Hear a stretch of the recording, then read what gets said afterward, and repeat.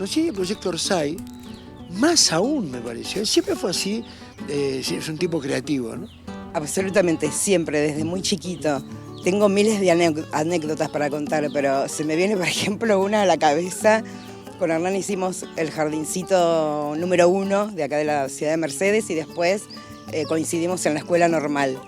Y no recuerdo bien si fue en cuarto o quinto grado, nos tocó la señorita el primer día de clases, nos ponía San Martín acá, Casiari, bueno, nos tocó sentarnos juntos al lado, el pupitre uno al lado del otro.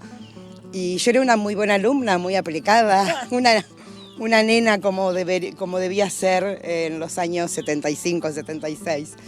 Y la maestra en un momento la llamó a mi mamá, a mi papá, para tener una reunión porque mi nivel había bajado. ¿Y por qué era eso? Porque yo me sentaba al lado de Hernán y Hernán desde que llegaba, 8:20 de la mañana. 8:20 de la mañana. Que comenzaban las clases, hacía esto, con este gesto le hablaba a la famosa polilla Polipol. Entonces yo me pasaba toda la mañana escuchando las historias que creaba Hernán a su polilla Polipol, por lo tanto no hacía nada en la escuela y por eso había bajado el nivel. Hernán, ¿vos le hablabas a la polilla Polipol? Por el amor de Dios.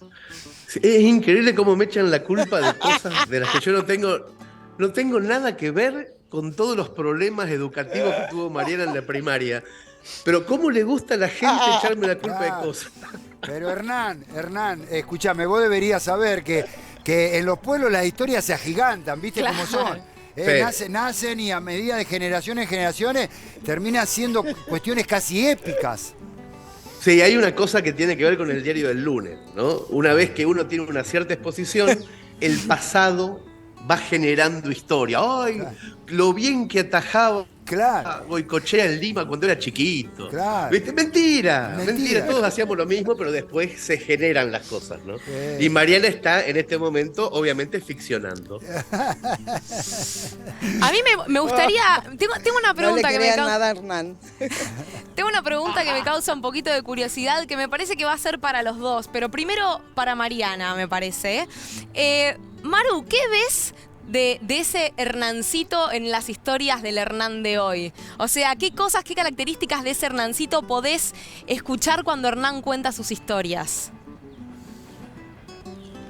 Bueno, por empezar, lo que veo, a mí me pasa que cuando lo leo Hernán, como nos conocemos tanto, a mí me gusta mucho leerlo, más que verlo, leerlo. ¿Por qué? Porque hago el ejercicio de escucharlo a él en mi cabeza, comiéndose las heces, hablando con esa manera particular que tiene. Y además, lo que me pasa es que cada vez que leo y releo, soy una lectora, una fans, obviamente, de Hernán, de mi amigo, me pasa que me hace reír de una manera diferente, pero también me provoca nostalgia, porque él cuenta mucho de nuestras niñeces, ¿no?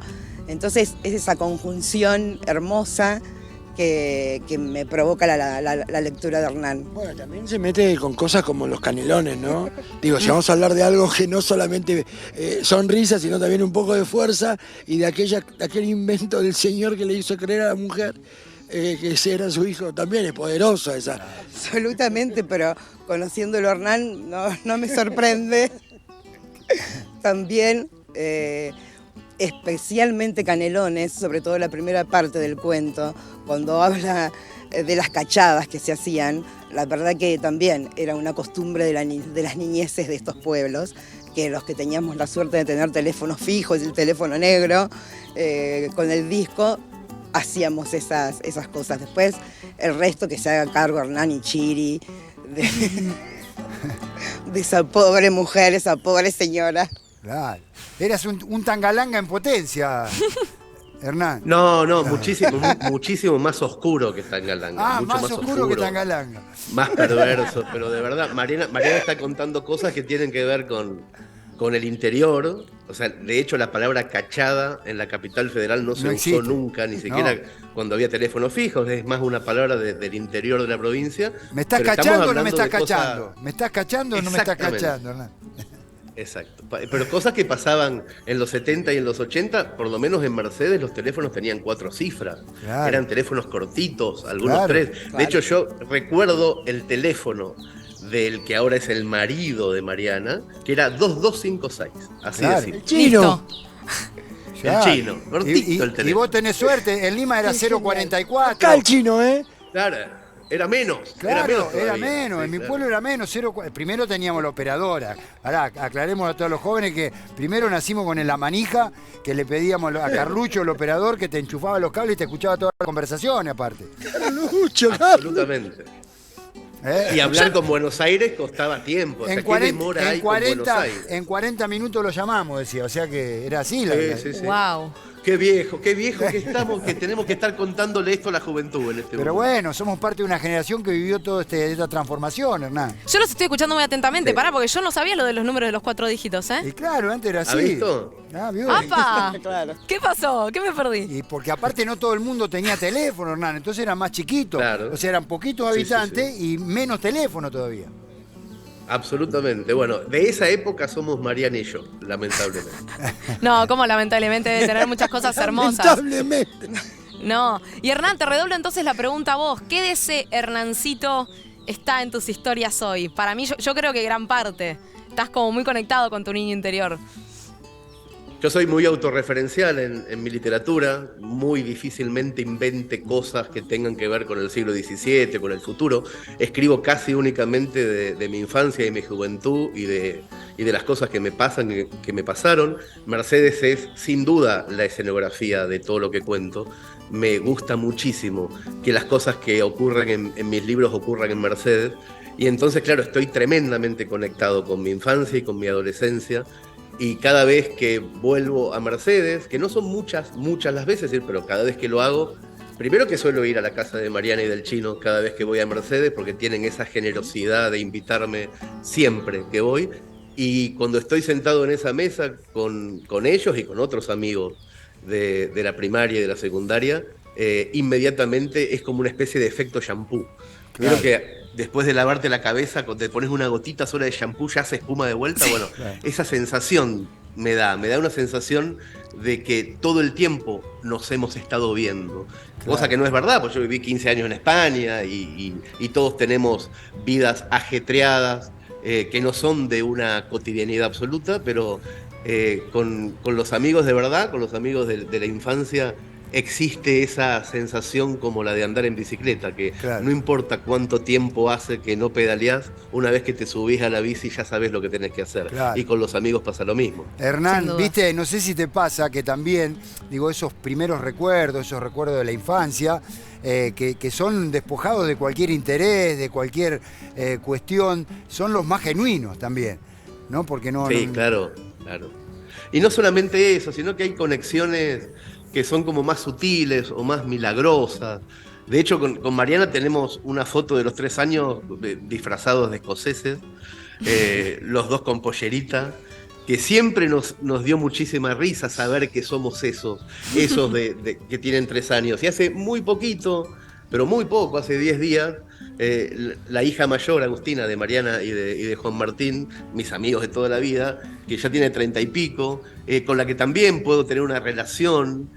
A mí me parece que esas conexiones son muy sutiles, pero que son muy profundas. O sea, poder tener una comunicación cotidiana con la hija de mis amigos, que ya es más grande que la edad que teníamos nosotros cuando éramos amigos, a mí me parece muy alucinante. Eso también tiene que ver con la amistad y con los pueblos, de que las cosas puedan seguir como en familia, que seamos amigos como una especie de familia elegida también. Ahora, Hernán, ¿hay cosas que no negociás a la hora de escribir una historia? O sea, te pones a escribir o empezás a entrar en situación y hay cosas, emociones que no se negocian en una historia de Cassiari.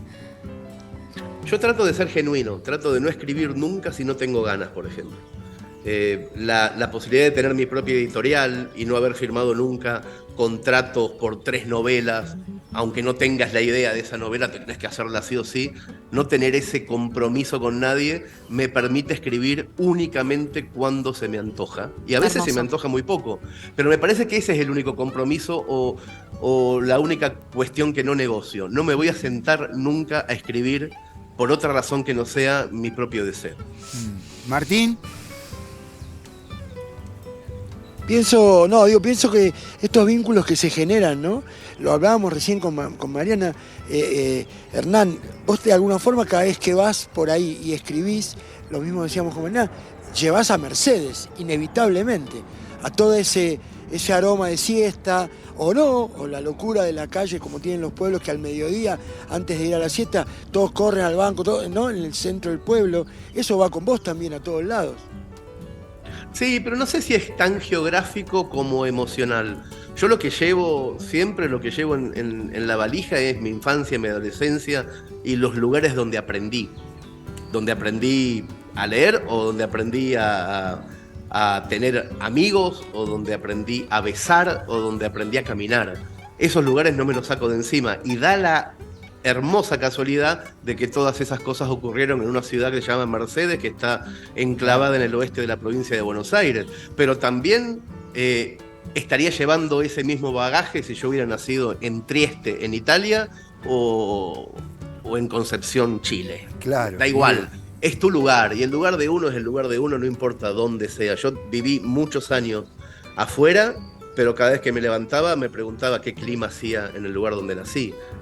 Claro. Me importaba más eso que el propio clima que yo vivía en otro país. Claro. Y eso me parece que es importante y que le da sentido o una escenografía adecuada a las historias que uno recuerda, y en el caso mío, que tengo el oficio de contar esos recuerdos, a la memoria emotiva que yo relato cuando cuento un cuento. Claro, totalmente. Y aparte, en esto que decís, Hernán, es la primera vez de todo, ¿viste? Como es el primer día de colegio, el primer partidito de fútbol, el primer beso, la primera novia, la primera salida. Es como que emocionalmente queda mucho más arraigado.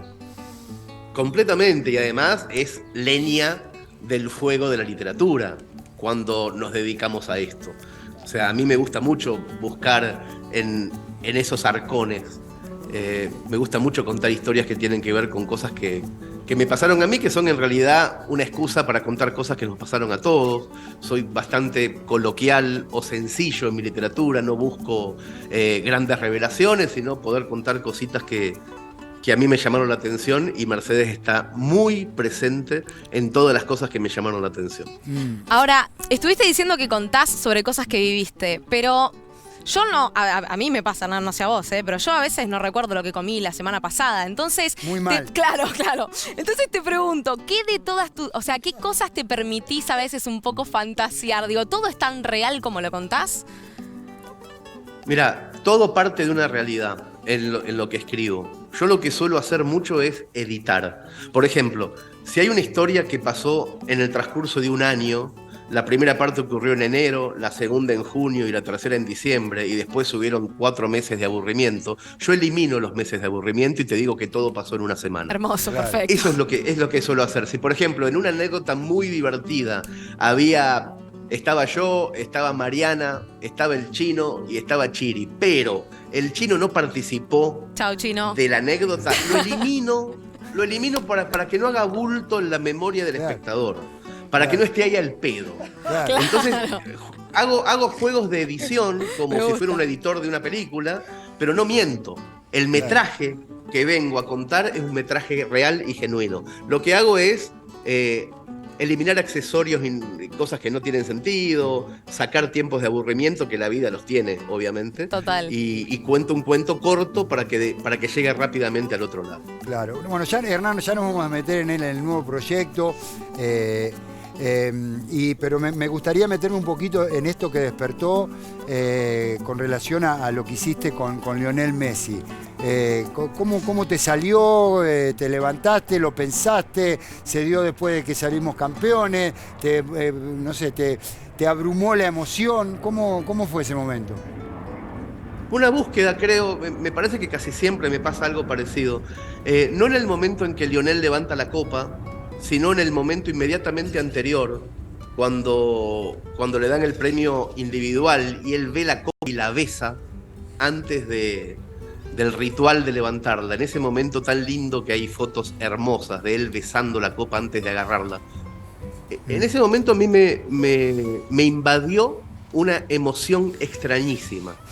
Unas ganas de llorar muy raras que no venían de lo futbolístico y que yo en ese momento no pude reconocer, pero al día siguiente me lo pregunté, ¿por qué lloré justo en ese momento? ¿Qué pasó en mi cabeza? Y lo que había pasado en mi cabeza o en mi corazón tenía que ver más que con este momento del 2022, con ciertas épocas del 2003. Claro, De ciertas épocas en donde Lionel me salvó la vida, entre comillas, y en momentos muy específicos de mí. Eso me hizo llorar. Eso te y traté de contarlo para una crónica que va a salir en la revista Orsay en febrero.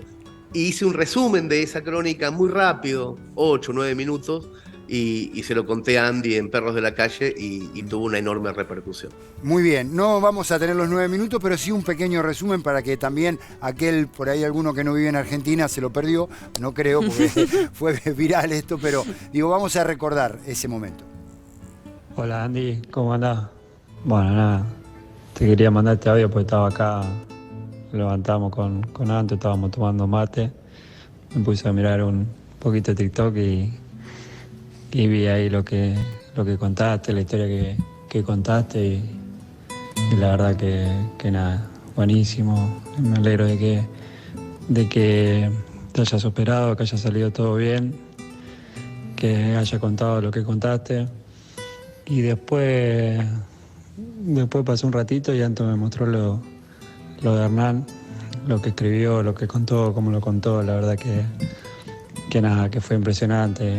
Nos pusimos a llorar a los dos porque es algo muy, muy cierto todo lo que cuenta, muy emotivo y nada, quería mandarle un saludo, agradecerle a los dos y decirle que lo escuchamos, que nos emocionamos, me hicieron llorar y nada, quería que lo sepan. Le mando un abrazo grande ahí para todos y gracias otra vez. Hernán querido, digo, a ver, intento adivinar como en los penales, digo, la emoción no es porque sea por ahí Messi el que sino porque te lleva a toda esa situación emocional por la cual también iniciaste a escribir todo esto. Es muy extraño, Goico, porque Sí. Primero a mí me emocionó el recuerdo, escribí el texto, hice un resumen para la radio y después cuando Lionel dice, estábamos tomando mate con Anto, Claro. mirando TikTok y escuchamos esto, a mí se me representó en la cabeza Claro. a esas dos personas escuchando algo de otro inmigrante, Claro. de épocas muy complejas de nuestras vidas, incluso de la vida de ellos, tan chiquitos, en otro lugar, Lionel con 15, 16 años, después Anto viniendo a los 20, 21, más allá de la epopeya y de la épica futbolística y de lo inmensamente famosos que son y de los millones de seguidores que tienen en Instagram, es una pareja que vivió afuera y yo sé de eso. Y si ellos lloraron, es porque realmente les pasaba lo mismo que nos pasaba a nosotros los inmigrantes en 2000 y pico, en 2003, 2005. Independientemente del oficio de cada uno, vivir lejos de tu país es una garcha, es horrible. Sí. Tiene cosas que son espantosas, no importa que te esté yendo bien en todo, o más o menos, o estés lavando copas, o seas el mejor jugador del Fútbol Club Barcelona. Hay cosas de la lejanía, de la nostalgia que son fuertes. Y Claro. a mí, en ese momento, cuando Messi estaba diciendo en ese mensaje de WhatsApp, estábamos tomando mate con Anto y llorábamos porque es verdad. Claro. Cuando dijo eso, a mí me conmovió muchísimo. Porque Estaba sí, sentado, es verdad, yo sabía, estaba ya sabía sentado que era ahí a la verdad. mesa. Sí. Te sentiste sentado a la Claro. mesa tomando mate con ellos. Sentí que certificaba mi emoción. Claro. Que le ponía, era como un escribano que decía, bueno, te certifico que esta emoción era verdadera. Y eso Claro. me conmovió mucho. Claro. Hernán, ¿para qué escribís? Para eso, ¿sabés qué? Para eso, exactamente para eso que pasó. No para que le pase a Messi, para que le pase a cualquiera. Bien. Yo tengo adentro de la cabeza o adentro del corazón unas determinadas emociones o unos determinados chistes. Tengo comedia y tengo drama. Cosas que cuando las pienso me hacen reír o me hacen llorar y yo lo que necesito casi todo el tiempo es que a otras personas les ocurra eso con esos pedacitos de cosas que tengo en la cabeza. ¿Pero sos Que les consciente ocurra a los de demás. que eso pasa? O sea, ¿tenés el timing de esos chistes? ¿Decís esto va a pegar, esto va a pasar, esto va a conectar con la gente? ¿O te sorprendés todavía de la reacción que tenemos todos los que te escuchamos y todos los que te leemos? Cuando tenía 25 años, no sabía si me iba a salir.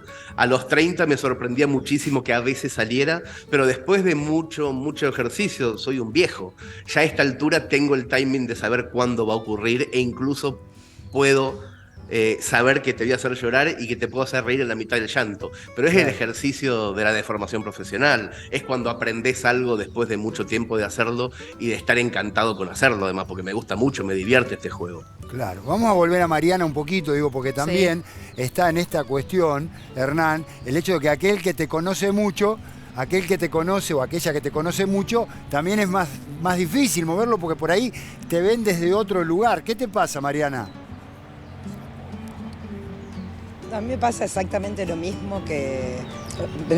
Me pasa exactamente lo que Hernán quiere que le pase a sus lectores, porque más allá de conocernos tanto, él tiene esta manera de escribir tan coloquial y tan de pueblo.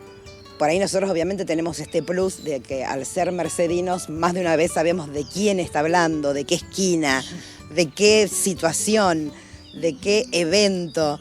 Pero me pasa esto, que mi amigo, además, nuestro amigo, nuestro vecino, hace un ejercicio para que los mercedinos y las mercedinas tengamos en cuenta este arraigo tan necesario que debemos tener todos los argentinos y las argentinas, y en lo particular con este último cuento de Messi, o el relato de Messi, a mí me lleva esos años cuando Hernán se tuvo que ir, porque prácticamente en esa época algunos salieron como expulsados de nuestro país, y estuvimos muy atentos acá junto con el Chino, que somos sus amigos y un grupo de amigos más, y sabíamos de este sufrimiento, de lo que significa no estar en su país y que se extraña y todo el derrotero que hacen los que tienen que emigrar, ¿no? Así que evidentemente parece que soy una buena alumna de Hernán porque interpreto tal cual lo que Caíste en la trampa, Mariana. Si caíste vos, caemos todos, Totalmente. Absolutamente, es que es inevitable. Realmente que es inevitable. Lo quiero sumar a Martín, que se lo conozco y se le deben estar cayendo las preguntas. Martín, querido. No, y pienso que Hernán logró con todos nosotros algo que es muy difícil, que es cuando vos lees lo que cuenta, decís, pero claro, o sea, a mí me pasó lo mismo. Con algún matiz, claramente, en otro lugar, en otra geografía, pero en esas cosas que decís, Hernán, ese encuentro en los sentimientos, en los sentipensantes, ¿no? A todos nos pasa alguna vez eso. Todos alguna vez hicimos una joda por teléfono. O hicimos a creerle a alguien que éramos una cosa que no somos. Yo creo que ahí, y te lo digo públicamente con la admiración que te tengo, sos un puente de esas cosas que nos mueven a todos, ¿no?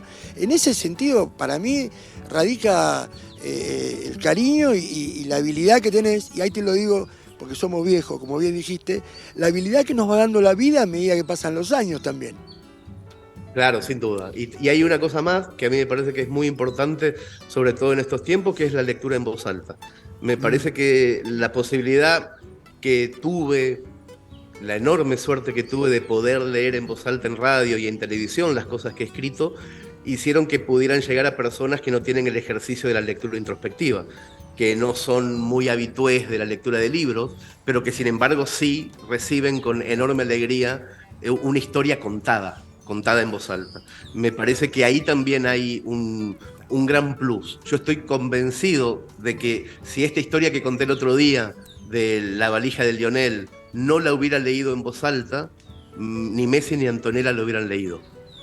Claro. Me da la impresión de que la conocieron porque la pudieron escuchar. Y así con muchísima gente, pero mucha gente puede empezar a enterarse de que hay historias divertidas en los libros porque alguien las lee. No necesariamente el autor. Audiolibros, docentes, maestras y maestros que leen muy bien a sus alumnos en la primaria o en la secundaria. A mí me parece que tenemos que empezar a sembrar muchísimos lectores en voz alta que puedan transmitirle las historias a jóvenes y a gente grande que no tiene el ejercicio de la literatura. Me parece fundamental. Qué bueno, qué bueno, qué bueno. Aumenta el valor de la palabra, ¿no? Claro. Aumenta el valor de la palabra. Se multiplica. La lectura, se porque multiplica. justamente... Eso. Exacto. Hernán, hablanos un poquito acerca de este nuevo proyecto que convocaste a través de las redes. ¿Ya está listo? ¿Cómo va? ¿Cómo es? Contanos un poquito. Estamos haciendo desde Orsay, desde hace muchos años, revistas y libros, y desde hace 1 año y medio o 2 empezamos a hacer también cine y películas y series de televisión. Hicimos primero una película basada en un libro de Pedro Mairal que se llama La Uruguaya, y ahora terminamos el rodaje hace 2 semanas en Mercedes de una miniserie que se llama Canelones, basada en un cuento mío, con los protagónicos de Verónica Ginás y de Darío Barassi, que estuvieron rodando de noche en Mercedes durante algunas semanas y que seguramente el año que viene vamos a poder ver en alguna plataforma. Al mismo tiempo estamos en este momento cerrando la financiación de un nuevo proyecto que se llama La muerte de un comediante, dirigido y protagonizado por Diego Peretti. Y la particularidad que tienen todos estos proyectos cinematográficos es que no los hace el Inca, ni los hacen grandes empresas, sino los lectores de la revista Orsay. Ponen un poquito de dinero, muchísima gente pone un poquito de dinero, conseguimos millones de dólares y hacemos las películas, y después cuando esas películas se venden, todo el dinero vuelve, o sea, siempre es más, a los bolsillos de las personas que invirtieron. Y esta miniserie Canelones se hizo con $1.200.000 de la gente. La gente compraron bonos como cualquier inversor de cualquier proyecto. Y ahora estamos haciendo lo mismo con la nueva película de Diego Peretti, que se va a vender muy cara porque Peretti es muy convocante. No, muy bueno. Pero bueno, hay tiempo hasta el 31 de diciembre. El que quiera conseguir un bono y ser socio productor de la nueva película de Peretti, tiene que entrar a orsay.org y ahí se compra un bonito de Navidad, como quien compra lotería, claro, pero con la seguridad de que va a ganar. Por lo menos los 100 pesitos que puso lo va a recuperar. Pero sin duda, y no solamente eso, sino que además participa del casting de los actores y de las actrices, puede ser extra de la película, como bien. pasó en Mercedes. En Mercedes hubo 200 y pico de extras que vinieron de todas partes de la Argentina a ser extras de Canelones. Entonces hay mucha diversión, además de inversión. Claro. Hay mucho de juego, hay mucho de lúdico, y además aprendés de cine un montón. Claro, y la apuesta más importante y la más grande, Hernán, es que seguimos reproduciendo cultura, que es lo mejor que nos puede pasar. Bueno, contar historia, Goico, es lo único que nos importa como Orsay, que es la editorial que fundé, y Orsay Audiovisuales, tiene un solo nexo en común, que es contar historias que nos conmuevan, que nos diviertan, que nos hagan pensar, que nos cambien un poquito de la rutina cotidiana. Muy bien. Hernán, querido, feliz año, un abrazo grande. Martín, querido, abrazo grande. Mariana, besito grande, buen año, Abrazo gracias inmenso. por atendernos. Mariana, gracias a Mariana por mentir, porque debe saber el telespectador que Mariana es una actriz que contrató la televisión pública, porque en Mercedes nadie me quiere. Entonces tuvieron que contratar a una actriz que hiciera de una amiga mía de la infancia. Muchas gracias. Muchas gracias. Lo hizo muy bien, ¿eh? La tenés que tener en cuenta para el próximo proyecto. Sí. Lo hizo muy bien. Hernán, compramos unos bonitos, Hernán. Compramos unos bonitos en la carnicería, Hernán, para Mariana sea la actriz, y salió perfecto. Muy bien. Salió perfecto, muchas gracias a Mariana, ojalá que la contraten en próximas emisiones. Beso grande a los tres, gracias, buen año. Gracias, Hernán. Ahí estamos. Chao, hasta luego. Buen año, Goico, gracias a todos.